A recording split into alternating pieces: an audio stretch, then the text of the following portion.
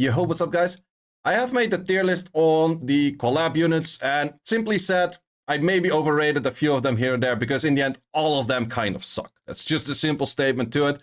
All of them are pretty bad. Even the ones that I would say are arguably decent, they are still pretty bad. So, question then, how would I buff them? Of course, Countess is going to buff them at some complete different random way, but just for an idea of like how would I buff them and then just going through all of the units. I'm here doing this on live stream as well, so I will be taking some ideas from the chat people as well. So let's just see and let's just go for the notepad. We have the Megumi, we have Yuji, we have Gojo, and we have Nobara, and then we also go for Sakuna. So let's zoom this in a little bit and we will go for fire, water. Let's just go fire, water, wind. Okay, well, let me write this first and then light, dark. This, this, and you are just dark. That doesn't really count. I'll make this a little bit longer. Yep, everything fits on one screen this way, almost. Oh, that's going over my face. Ah, not that you need to see that one. Okay, perfect. So we can write something about all of the units. So let's just start off with the Megumi Fire. I think this unit is pretty decent itself for the attack lead. It does have a skill that's kind of like a Gyu-ish, but the other two skills are just not that crazy. I would say cooldown S2 -1. That could be an option. Or activation rate on this. Well, would they be, like, some people were saying about it, this thing would be too OP if there is 2-turn attack buff and 2-turn defense break, but since it is a 50% rate, I don't even think it is that bad. But the big issue with a 1-turn on that thing is that 1-turn, let's say that something has 90% attack bar, you hit this with 10% attack bar, it's gone. Whereas 2-turn could be 110% attack bar. So I would say S1 upgrade / 2-turn. That's what I would give to these. I think that's the only way that you could make this any more interesting, because he takes a lot of turns because of his passive, but he takes useless turns. So I think that's not that great. This one, I am not too sure if you even want to make this one fully good. It does have a remove 1 beneficial effect and then the attack bar drain on like 50, which is a good amount. I would just say for him that it's mainly his skill 1 that's not that impactful. I think his kit is not that bad itself for a net 4, but I think those net 4s in general are just mainly there for, we have skill ups on the family. That's pretty much just it. So I would say maybe just give this one the same thing. Well, that's of course going to be going through the whole family then if you do that, but let's just give this. This one, I think that the wind one is already pretty usable. I made a video on using this one for Arena Rush. It is pretty good into things like Samavs, Alexandras, Lydias, because you do get the invisibility. If you want to buff this one to Oblivion, which is a possibility, you give it Speed Awakening. But that is might be too OP. It would be a very unique best in slot to become a Speed Awakening unit with an attack lead. It would become very dope, right? If you give this thing a speed lead, 116 base, would be insanely strong, but maybe a little bit too strong. But I think his skill 1, skill 2 doesn't really matter. It's just all about the skill 3 and taking the turn. So that could be an option right there. And with the light one, which is the weirdest one in my opinion, I would say, I don't know, it's kind of the Heigen counter, but it is a net 4 trying to be a Heigen counter. We need a fire 116 base. True, but if you would make the fire 116 base, his passive, no, that wouldn't really help that much on this one, I guess. 116 base on this doesn't really help too much. Well, there's some speed contesting units on fire. Ren, Spectra, Marcia. There's a few. But this one, I'm not even sure what you would do to this one to make it actually good. But there's mainly wind speed contesting. There's a lot of them, that is true. I would say that those are more meta than the ones on the... But in the end, this thing is just going to be an arena meta. This thing is never going to be RTA meta. And the units you're talking about for wind, mostly like Tritons and Ethnas and those kind of things. Those are RTA meta rather than, well, Triton defense meta, but it's not as much for this one. Strip chance of 50? Wait, yeah, this one, that's also an option. You could also give this one a higher strip chance on his skill. That's true, that's true.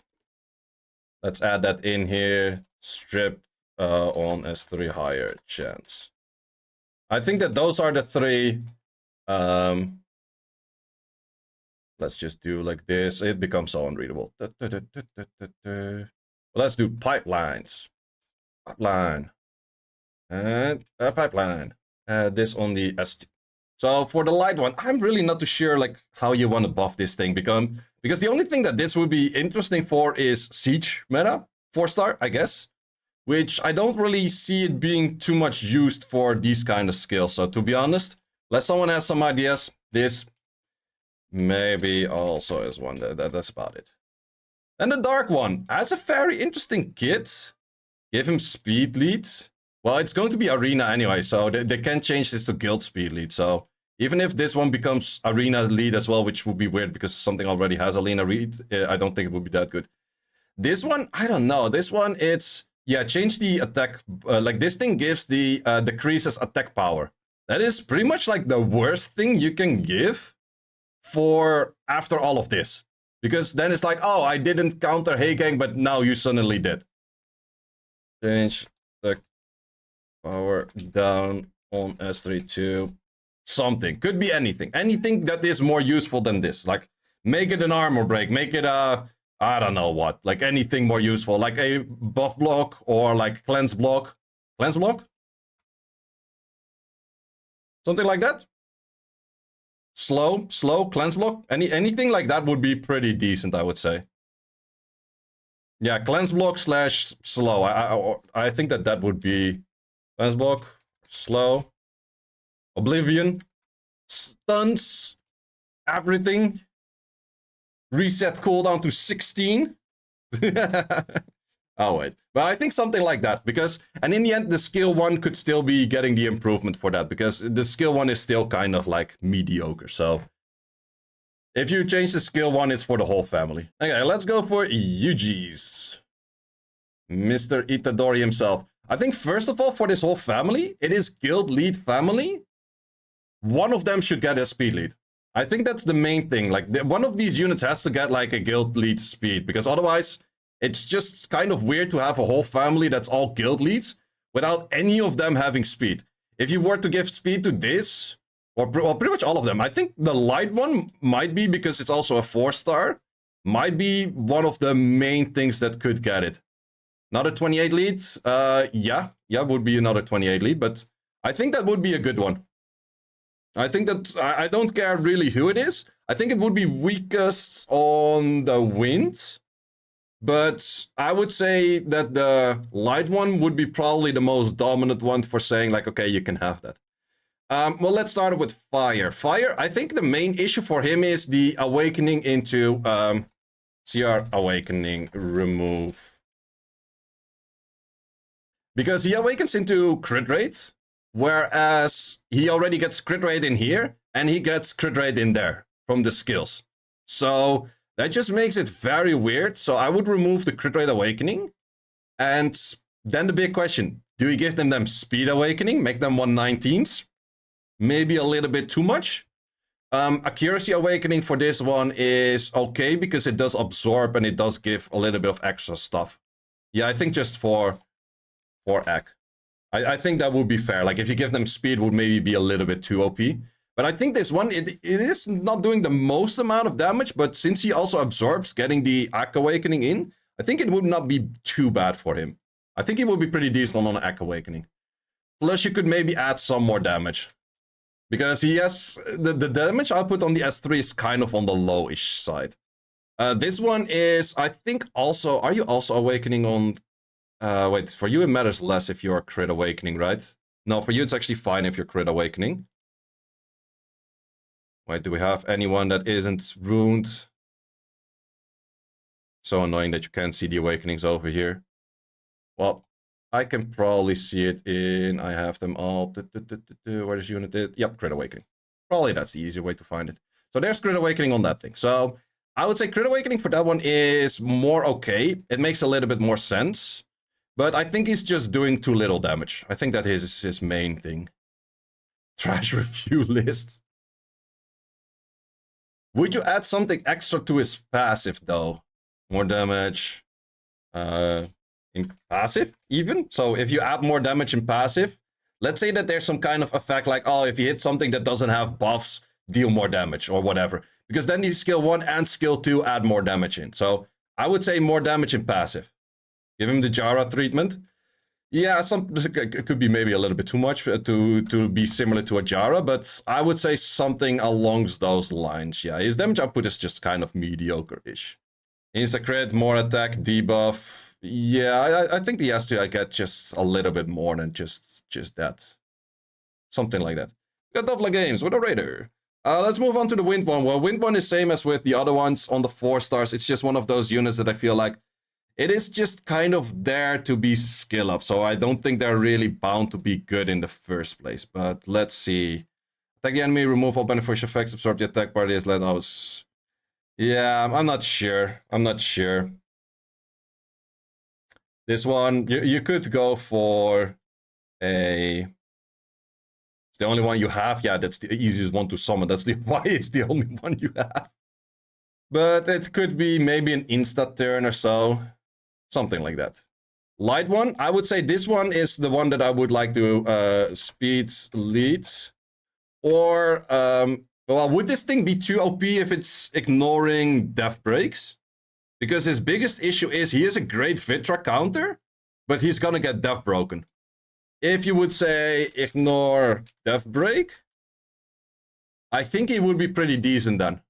I think that would be his main thing, that he would ignore the death break. Have you tried Neftis Fire UG combo? Yeah, I did use that in the video. It was actually pretty decent because you have the absorb and you take an extra turn and then Tiana can move again. So with a Neftis, Fire UG is not that bad at all. Yeah, I think that this, like, if it has the speed lead or the ignore death break, it would be pretty nice as a unit.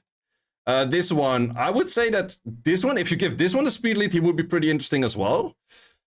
The only thing is, I'm not too sure, like this, if you would lower this, the 15% to maybe 10%, then it would maybe be easier to always hit this. Because the moment that you keep hitting this thing, it will be very strong. Do you have a awakening into crit rate? Wait, I'm just gonna look it up on the website. That's probably the easier way. Swarf Farm. Do you have crit awakening? You have motherfucking crit awakening. Whereas this skill always crits. Yep. Remove CR awakening. But then again, you don't really need AC as well. So the only thing that actually works is speed awakening. Maybe a little bit too hard to have a 119 base speed unit on potentially hitting a shit ton. Maybe a bit too much, I don't know. What they could do is lower the 15% to maybe 10. So instead of having to do 60% damage, which is a lot, you only have to do 40% damage to get your skill 3 back all the time. I think that something like that would be kind of fine / fair. Going on to Gojo's. Gojo! Remove, resist, awakening. It's shit. I think that's a good start. Second part is CD S2, 2 turns. I think that's, if you just give him that, it is already great. I actually thought at first that this skill didn't hit at random, and I tested it like 1,000 times on like water and wind targets, and it always went for the wind target. And at some point I was talking to Sean B, and he's like, no way, the unit is that shit. And then he went testing. First thing this thing hits is water. It's like, well, I just tested it like 1,000,000 times. So I'm not sure if they did like a weird ass hotfix on it for making this thing go at random, but this thing can go at random. So for defense, it's good. The only thing is the resistance awakening. It's just terrible. And I think that the 3-turn cooldown is pretty bad. So if it goes to 2-turn cooldown, then, and the crit awakening, then he's perfect. Then he's 100% fine. Very strong unit that way. So I just remove the resist awakening. The rest awakening is just bad. And then this is an additional that you could go for. Then this one is, I would actually like to see them all awakening into S1. And then for all of them, do an awakening into skill 1 that is different than all of the other ones. And why would I ask for Gojo to awakening in skill 1? Well, the big issue is that there's a few that are attack types, and there's a few that are defense types. But all of the defense types still skill fully with attack on this skill, which just becomes a very bad stun skill, where they have, like, let's say, how is this base attack going to skill on an attack base skill 1, right? So, especially the def types, mainly for def types. So, for that reason, the water one would S1 damage scaling, speed scaling on Gojo skill 1. That would be dope. Like, you could make them all skill on something else. That's true. Like, you could give a skill 1, well, then he becomes very Theomars, to be honest, but that could be an option to all have, like, different scaling on their skill 1 damage. I think that would be something cool for the Gojo, but he for sure needs scaling on def. And I think just overall damage improvement. Because his damage output on the skill 1 and the skill 2 is just really bad. The passive itself, I think the passive itself is okay. The activation rate is okay. It just needs... And just make it like 3 hits always. Fuck that 3 to 2 hits. Like, it's barely good as 3 hits. Like, let alone that you also sometimes get 2 hits. Like, fuck that shit. It's just terrible. This one, same thing. S1 scaling. I think you could improve damage. What you could do is S3 never glance. Because you have to provoke, but you just struggle with provoking into fire. So I would say S3 never glance would be a nice one. And then S2, always 3 hits. I think that those would be nice things. Contours be like Go, just 8% damage improvement on the S1. Yeah, Contours loves inconsistencies. I don't. Okay, light one. Well, light one is the same thing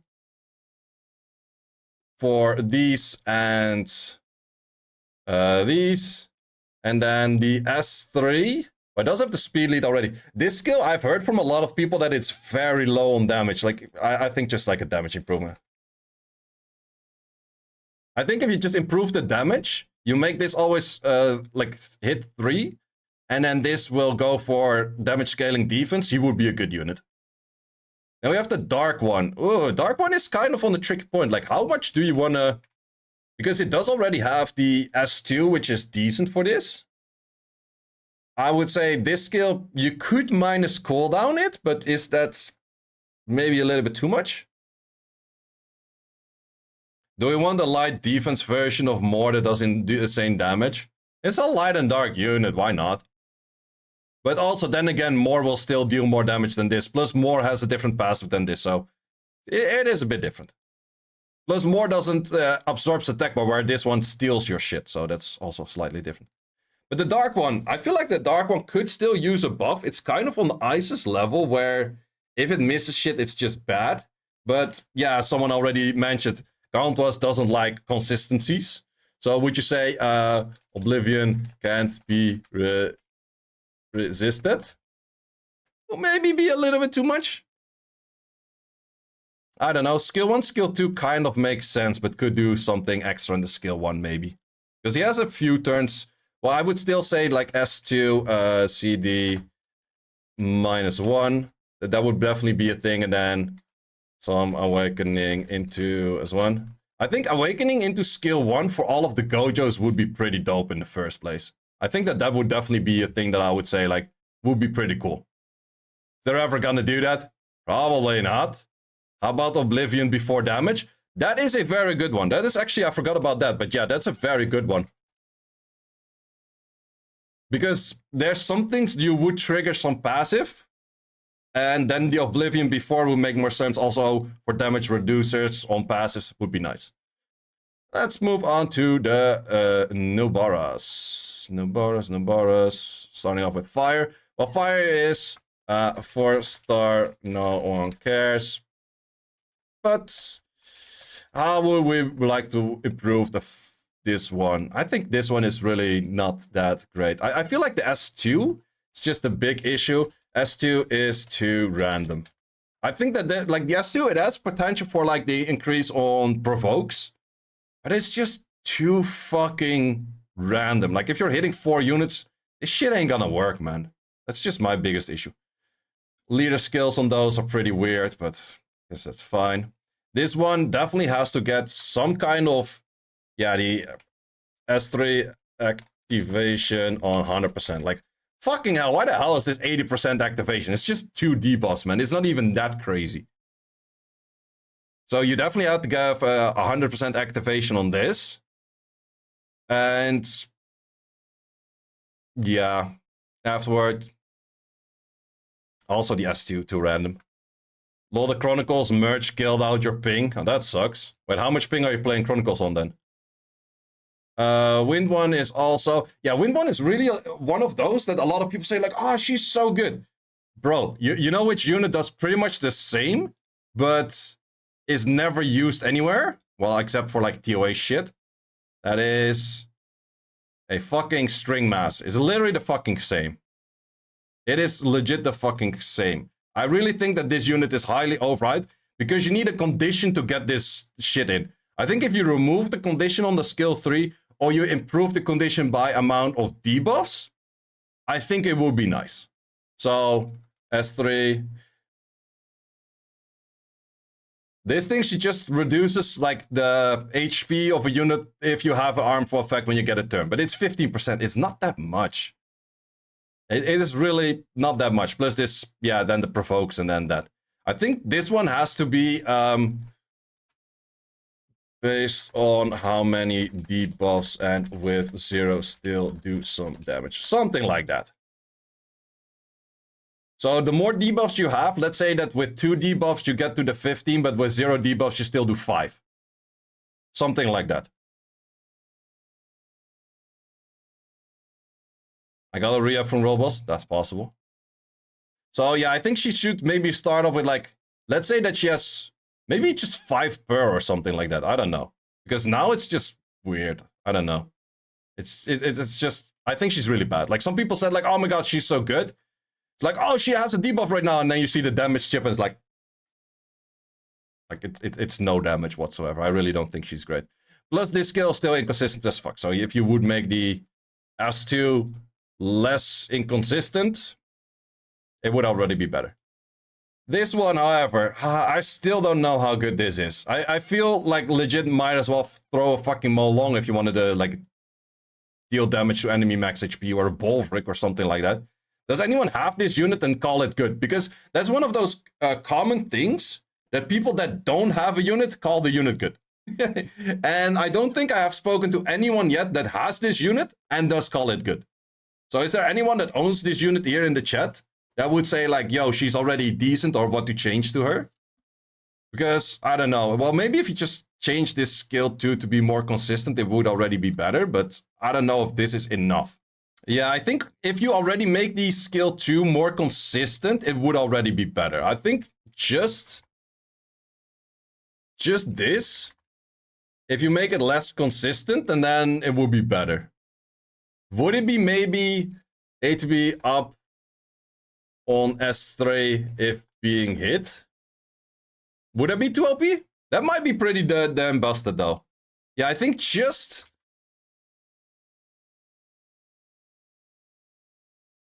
the S2 if you make it less random. But if you give it like, let's say just 10% A to B for being hit or some shit. This next balance pad is gonna be fat. Yeah, if I make it. But that ain't gonna happen. But yeah, I would say, let's say if you attack bar up if being hit while provoked. I think if you add that, like while provoked, so you also have to actually get things in on provoke, so then attack bar up. Threat state on the S2. That would maybe sound a little bit too OP to add threat state on the S2, I think. Life drain on the 3. Maybe. Watch them ignore all Jiu-Jitsu family. They might, man. I'm writing this whole thing, making a whole video, giving them all kinds of ideas, and they're like, fuck this guy wasting his time. We're gonna do nothing. Yeah, let's see. And then we have the dark one, which is damage improvement. Her damage is just lacking. Like, all of those skills have very mediocre damage. Plus perfect AI on debuff. I think that's the main two things that she needs. Because then she could be an interesting thing for PvE. And that's, I think, the only thing that should be good for her. Or maybe just perfectly on the skill 3 anyways. But damage improvement. I think she would be an okay-ish damage dealer. But her attack base is not that high. And then the final one, the Sakuna. Which I do think has probably one of the more potentials. And you just have to add something to his passive. Add something to his passive. Because his passive right now is non-existing. I am not entirely sure what I would add to his passive to make it better. Because I would say his skill 1 and skill 2 are pretty good. If you would give him passive to gain attack. Something like that? I don't know. Passive without condition. Yeah, always heal like 30%. There's like a lot of things that they could add to his passive to make this very good. Because the skill 1 and skill 2 are already really great. Those are actually pretty good skills. If you had a solid passive. Let's say you had this S1, S2 with a Ragdoll passive. Fucking insane unit. Let's say you had this S1, S2 with a Jaeger passive. Pretty good. Dark Panda passive. Fucking good unit. Like name any decent passive that is on a bruiser unit and you would place it in here and this unit would become good. Give it a Leica passive, unit is good. Like there's just so many passives. Chow passive, this unit is insane, right? Name any passive, put it in here, and with these two skills, the unit would be actually really good. So there's just a lot of passives that it could make this unit really good. So I think that there's a lot of options for this. So I think that that is it for most of these units. The moment that they TL Length passive, yep, TL Length passive would make this pretty good. But I'm pretty curious to see the moment that the balance patch will happen. I will save this file of the things that I wrote down and I just can check it back on the video. But let's see if they're going to implement any things of the things that were said here just now, or they're going to go completely different on anything than what we see on here on the screen, which knowing Countess could be very well the case that they just go completely like, yeah, they gave us pretty decent ideas, but how about fuck that shit? Are we getting a balance patch this month? They could do, I'm not sure with the Witcher collab if they did like a hot fix balance patch faster during the collab. I don't think so. So the next balance patch we will get will be the end of September, I guess. 8% damage on all. Well, on some units, let's say if they gave 8% damage increase to Humble, I wouldn't be complaining. Like back in the days, they gave Grogan a few times 8% damage increase. I was happy about those. So for some units, it makes sense. For these units here, I don't know. No one plays the Witcher units. There's a few Witcher units which are played. Wait, which of the Witcher units are played right now? Let's look at that. Because it took a little bit of time for Witcher units to be good, but I would say she's good. Dark Triss. Jennifer, not a big fan. These are all kind of trash-ish. Wait, this one is used. This one is definitely used right now. Light one is used. These two are net 4, so no one really cares. I would say all of the net 5 Trisses are usable. Geralt's, I would say fire is usable, not that great. The rest is all shite. Jennifer's water one is sometimes used, but it's not that great. All of the other ones are kind of shit. Series, water one is for sure used. Dark one is for sure used. Light one is used here and there. This one, I've seen it being used sometimes, but I don't like it as much. Yeah, so I would say a few of them are actually being used. It is not that bad. They only had 3 families? Yeah, they only had 3. So I would say that half of them are being used. It's just the Geralt family that's being shit on. Yeah, if they make the water series to a 121 base, she's gonna be fucking insane. Because she still has the Resistance Awakening. If they would remove that, oof. If they ever put her on crit or like on Speed Awakening, she's gonna be so fucking good. Because Speed Awakening straight up means like 15 extra % ignore defense on every hit. Because for every speed you outspeed, you get 1% ignore defense. If it is correct to what I know. Thanks for watching. If you would like to see more guides, join the Discord and check out the content tab, which has the Dungeon Guide Archive and the Video Guide Archive, which contains all of the guides that you need. Hope to see you there.